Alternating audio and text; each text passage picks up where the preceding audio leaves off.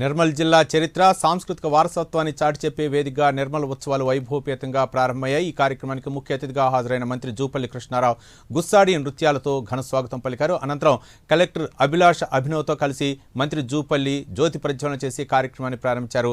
నిర్మల్ ఉత్సవాల పేరిట గొప్ప కార్యక్రమాన్ని నిర్వహిస్తున్నారని మంత్రి జూపల్లి ప్రశంసించారు. నిర్మల్ జిల్లా చరిత్రను సాంస్కృతిక వారసత్వాన్ని ప్రజలకు పరిచయం చేసే ఉద్దేశంతో ఈ ఉత్సవాలను నిర్వహించడం అభినందనీయమన్నారు మంత్రి జూపల్లి.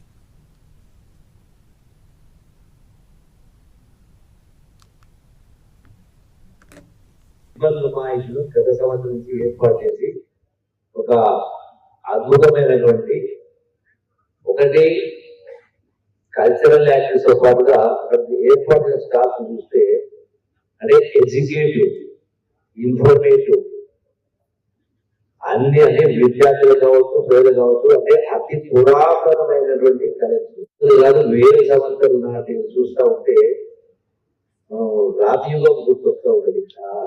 చరిత్ర చూస్తే అలాగే మరి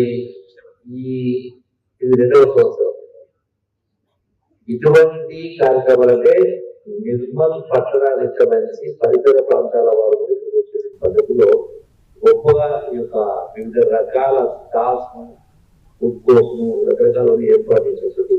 ఇందులో భాగస్వామైనటువంటి కలెక్టర్ టీమ్ మెంబర్స్ అలాగే ఇందులో పాల్గొన్నటువంటి వివిధ రకాల స్టాల్స్ ఏర్పాటు చేసినటువంటి మీ అందరూ కూడా అభినందిస్తూ ప్రజలకు ఒక సంతోషం, ఆహ్లాదకరమైన వాతావరణం